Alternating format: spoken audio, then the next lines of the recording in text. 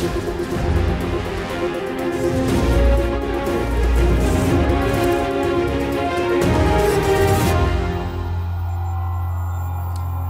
সবাইকে স্বাগত নিউজ 24 এর নতুন আয়োজন বাংলাদেশ লাইভ। আপনাদের সাথে আছে আমি তামিমুর রহমান তন্ময়।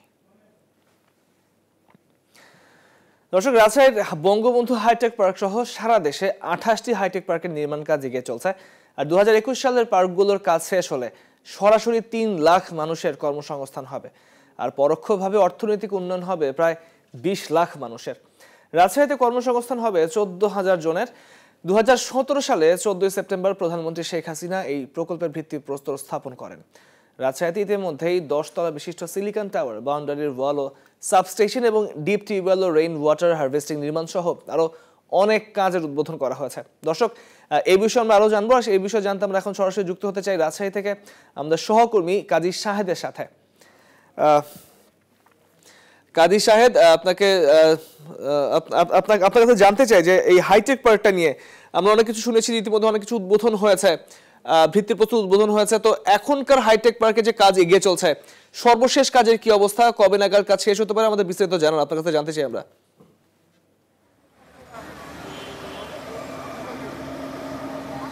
ধন্যবাদ তন্ময়। আমরা আছি বঙ্গবন্ধু হাইটেক পার্ক, যেটি রাজশাহীতে গড়ে উঠছে, এবং আমরা যদি একটু দেখিয়ে নিতে চাই আপনাকে, সেটি হলো যে আপনি যেমন শুরুতে বলছিলেন যে কাজটি এগিয়ে চলেছে, এখানে কিন্তু এখনও চলছে হাইটেক পার্কটি।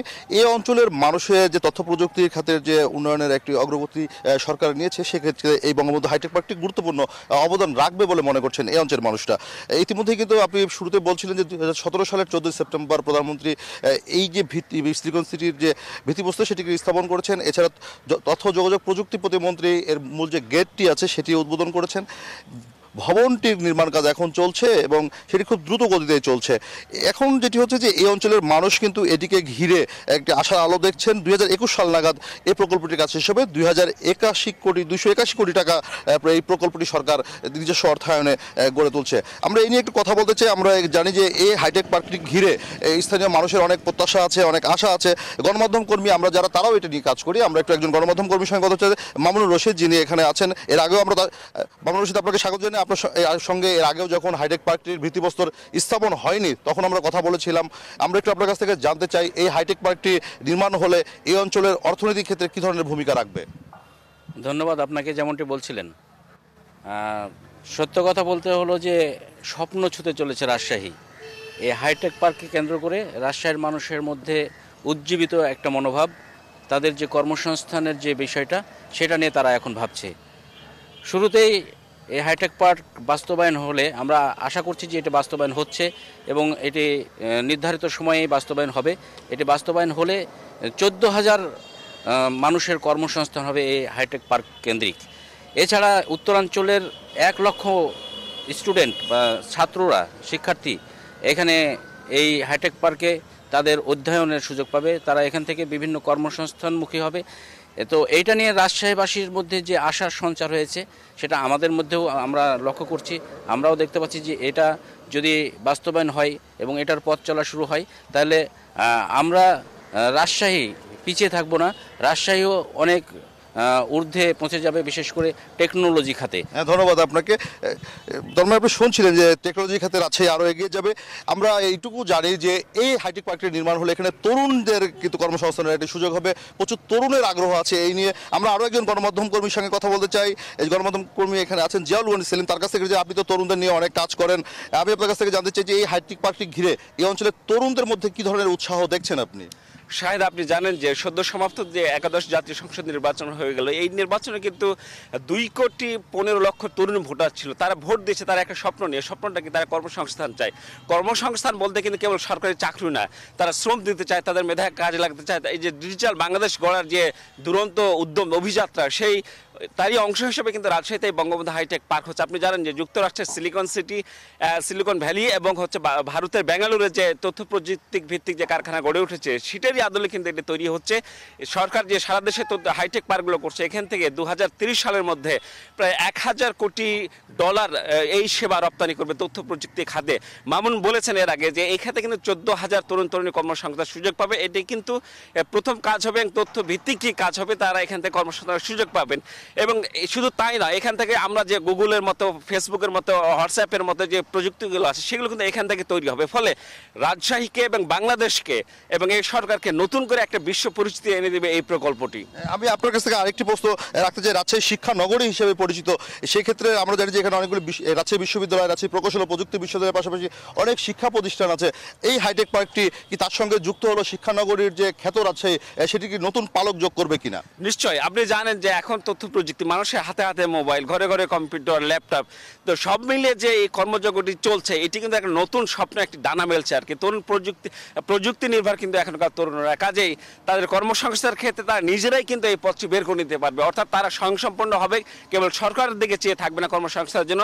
তারা এখানে কাজ করবে, নতুন নতুন সফটওয়্যার আবিষ্কার হবে এবং তারা আউটসোর্সিংয়ের যে কাজটা, মূলত এই কাজটি তারা এখানে করতে পারবে। ফলে দেখা যাবে যে একটা অর্থনৈতিক চাকা কিন্তু সচল হবে, তাদের জীবন জীবিকার মান কিন্তু উন্নত হবে। আমরা কিন্তু এরই মধ্যে কিন্তু উন্নত দেশের কাতারে কিন্তু পড়েছি। ফলে এটি কিন্তু একটা ইফেক্টিভ, মানে কার্যকর একটি পদক্ষেপ হবে বলে আমি মনে করি। সেলিম, আপনাকে তন্ময়, আপনি শুনছিলেন যে এই দুই গণমাধ্যম কর্মী বলছিলেন যে এই হাইটেক পার্কটি যদি নির্মাণ হয় এই অঞ্চলে আর্থসামাজিক, মানুষের আর্থসামাজিক উন্নয়নের যে ঘটনাটি ঘটবে, সেই সঙ্গে এই অঞ্চলের তরুণরা নতুন কর্মসংস্থানের পথ দেখতে পাবে। এছাড়া রাজশাহী যে শিক্ষানগরী হিসেবে খ্যাত, সেই পালকে আরেকটি নতুন পালক যোগ হবে বঙ্গবন্ধু হাইটেক পার্ক। তন্ময়, এই ছিল রাজশাহী থেকে বাংলাদেশ লাইভে আমার কাছে সর্বশেষ। শাহেদ, আপনাকে অনেক ধন্যবাদ আমাদের সঙ্গে যোগ দেওয়ার জন্য। দর্শক, রাজশাহী থেকে আমাদের সঙ্গে যোগ দিয়েছিলেন আমাদের সহকর্মী কাজী শাহেদ। দর্শক, আপনারা জানেন যে দূষণ আর ধুলোবালিতে চরম দুর্ভোগে রয়েছে চট্টগ্রাম নগরবাসী। অপরিকল্পিত উন্নয়ন কর্মকাণ্ড চলার কারণেই এমন ধুলোবালির সৃষ্টি হচ্ছে বলে মনে করেন নগর পরিকল্পনাবিদরা।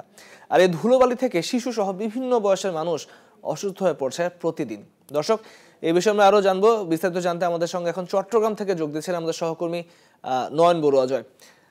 নয়ন বড়ুয়া, আপনি যেখানে দাঁড়িয়ে আছেন দেখতে পাচ্ছি আপনার পেছনে একটি নির্মাণ রাস্তা, প্রচন্ড ধুলা। পুরো শহরের কি অবস্থা? একই রকম কি অবস্থা বিরাজ করছে? আমাদেরকে জানতে চাই আপনার কাছ থেকে।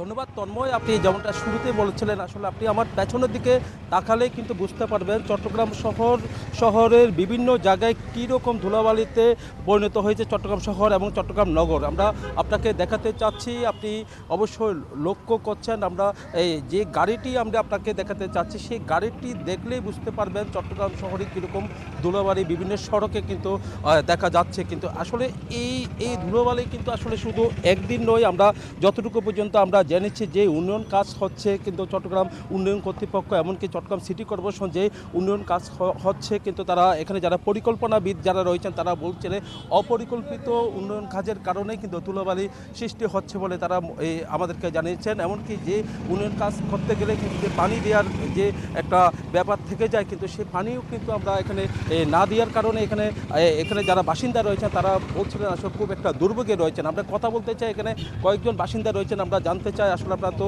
এই সড়ক দিয়ে সবসময় চলাফেরা করেন, আসলে কীরকম ধুলোবালি দেখছেন? প্রচুর এখানে চলার সময় আসলে অনেক সময় সামনের গাড়ি আছে কিনা সেটাও বোঝা যায় না, দেখতে ধুলায় ভরপুর হয়ে থাকে।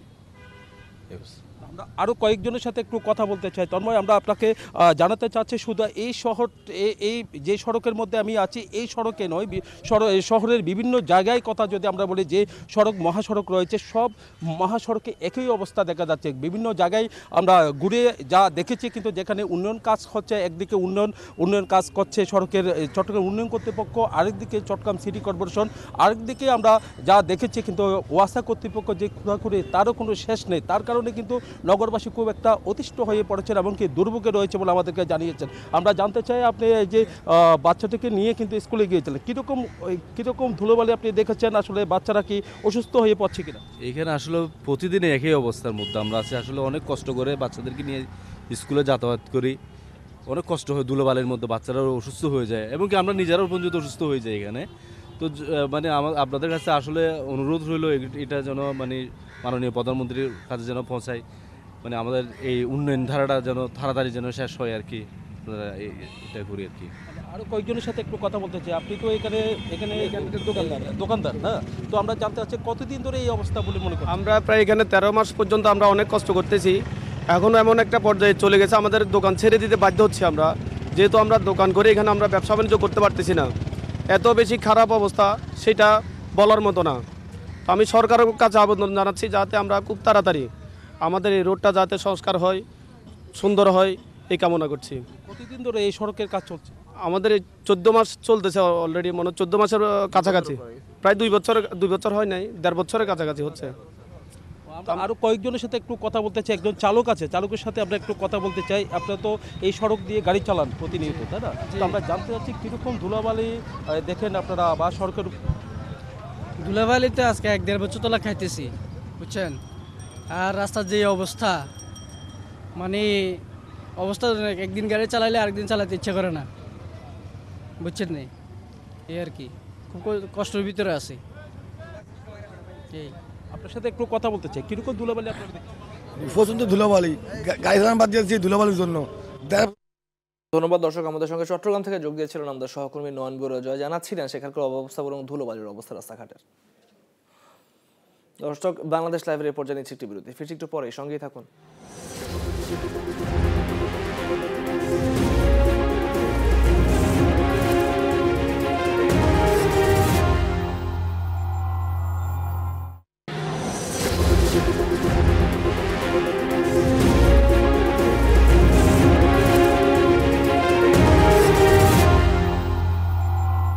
দর্শক স্বাগত আরেকবার, আপনারা দেখছেন আমাদের নতুন আয়োজন বাংলাদেশ প্রতিদিন।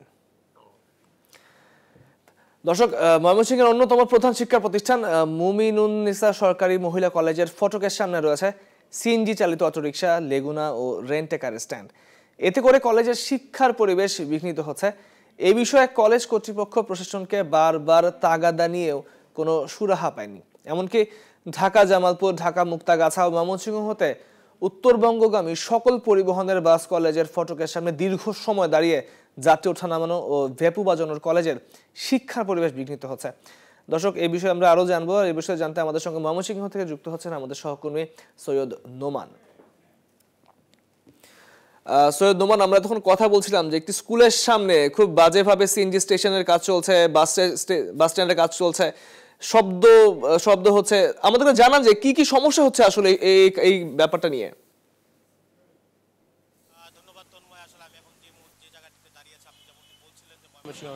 একটি ঐতিহ্যবাহী শিক্ষা প্রতিষ্ঠান মুমিনুন্নিসা সরকারি মহিলা কলেজ, যেটি আসলে অনার্স পর্যন্ত, এই মাস্টার্স পর্যন্ত এখানে শিক্ষাদান করা হয়। তো এই শিক্ষা প্রতিষ্ঠানের সামনে যে শিক্ষার্থীরা অসহনীয় একটি দুর্ভোগ পাচ্ছে, আমি যদি আপনাকে একটু দেখাই যে আমার পেছনে আসলে কিন্তু রয়েছে একটি সিএনজি স্ট্যান্ড। কলেজটির সামনে যেটি রয়েছে, সামনের অংশটিতে রয়েছে একটি সিএনজি স্ট্যান্ড। কলেজের সামনের অংশটিতেও কিন্তু রয়েছে সিএনজি স্ট্যান্ড। ডান পাশে রয়েছে একটি পালকি স্ট্যান্ড, যেটি ঢাকায় লেগুনা নামে পরিচিত।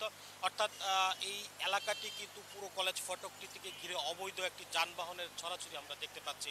তো ছাত্রীদের সাথে আমরা কথা বলেছি, যেহেতু এটি একটি মহিলা কলেজ, ছাত্রীদের সাথে আমরা কথা বলেছি। ছাত্রীরা আমাদের যেমনটি জানিয়েছে যে তারা প্রতিদিন আসলে এখানে অসহনীয় দুর্ভোগ নিয়ে ঢুকছেন এবং বিভিন্ন সময় তারা উত্ত্যক্তেরও শিকার হচ্ছেন। তো এই বিষয়ে আসলে বেশ কয়েকবার কলেজটির প্রফেসর চিত্তরঞ্জন চক্রবর্তী জানিয়ে কথা বলেছেন প্রশাসনের সাথে, তবুও কোনো সুরাহা হচ্ছে না। তো এই বিষয়ে আমি একটু সরাসরি এখন কথা বলতে চাচ্ছি কলেজটির অধ্যক্ষ প্রফেসর চিত্তরঞ্জন চক্রবর্তীর কাছে। আমরা জানতে পেরেছি, আপনার সাথে কথা বলেছি আর আগেও, যে আপনারা বলেছেন যে বারবার আইন শৃঙ্খলা মিটিংয়ে বিষয়টি উত্থাপন করছেন, এরপরও সমাধান হচ্ছে না কেন? মানে আমি এনে যোগদান করি ডিসেম্বর মাস 2017-তে। তারপরের থেকে ডিআইজি মহোদয় এবং বিভাগীয় কমিশনার নিকট বারবার গেছি এই ব্যাপারটায় সমস্যার সমাধানের জন্য। আমরা কমিশনার মহোদয়ের সাথে বলেছি যে ময়মনসিংহ বিভাগের নারী শিক্ষার অন্যতম একটা প্রতিষ্ঠান হলো মুমিনুন্নিসা সরকারি মহিলা কলেজ, কিন্তু এই দুঃখের বিষয় হলো আজ পর্যন্ত এটার কোনো প্রতিকার পাই না। হয়তো আমরা গেলাম যে যখন পিক আওয়ার থাকে, কলেজ খোলা থাকে, তখন এই সময় সিএনজি স্টেশন এবং লেগুর অত্যাচারে আমাদের মেয়েরা রীতিমতো ভালো করে ঢুকতে পারে না কলেজ প্রাঙ্গণে। এরপর দেখা যায় যে যাওয়ার পর কিছুদিন ভালো থাকে, 2টা অবধি, তারপরে একই অবস্থা আবার, কিন্তু এর স্থায়ী কোনো সমাধান হচ্ছে না। তা আমাদের বক্তব্য হলো যে এর একটা স্থায়ী সমাধান আমরা চাই। প্রশাসন আপনাদেরকে আশ্বাস দিচ্ছে না?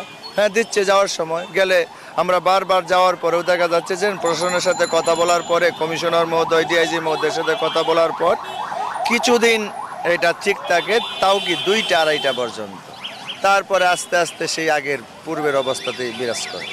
তা আমরা এটার একটা স্থায়ী প্রতিকার চাই। শিক্ষার্থীরা, আপনার যেহেতু কলেজের অধ্যক্ষ, শিক্ষার্থীরা আসলে কি বলছে এই বিষয়ে? আপনাদের কাছে অভিযোগ দিচ্ছে কিনা? শিক্ষার্থীদের অভিযোগ আছে, তাদের অভিযোগের পরিপ্রেক্ষিতে আমরা আইন শৃঙ্খলা মিটিংয়ে বারবার কথা বলেছি এবং প্রশাসনের সাথেও যোগাযোগ করেছি। তারা বলছে যে আমরা চেষ্টা করছি। ধন্যবাদ আপনাকে। আসলে তন্ময় শুনছিলেন যে এই কলেজের অসহনীয় দুর্ভোগ সমস্যার কথা। আমি আরেকটু যদি একটু ইনফরমেশন দিয়ে আপনাকে শেষ করতে চাই যে এই কলেজটিতে কিন্তু প্রায় 10,000-এর মতো শিক্ষার্থী রয়েছে, অর্থাৎ নারী শিক্ষার্থী রয়েছে। তো তন্ময়, এই ছিল ময়মনসিংহ থেকে মমিনুন্নেছা কলেজের সামনে থেকে আমার কাছে সর্বশেষ খোঁজখবর। সৈয়দ নোমান, ধন্যবাদ আপনাকে। দর্শক, ময়মনসিংহ থেকে যুক্ত হয়েছিলেন আমাদের সহকর্মী সৈয়দ নোমান, যুক্ত হয়েছিলেন আমাদের সঙ্গে, জানাচ্ছিলেন সেখানকার দুর্ব্যবস্থার কথা। দর্শক, আজকের বাংলাদেশ লাইভ শেষ করছে এখানেই। এতক্ষণ সঙ্গে থাকার জন্য ধন্যবাদ সবাইকে।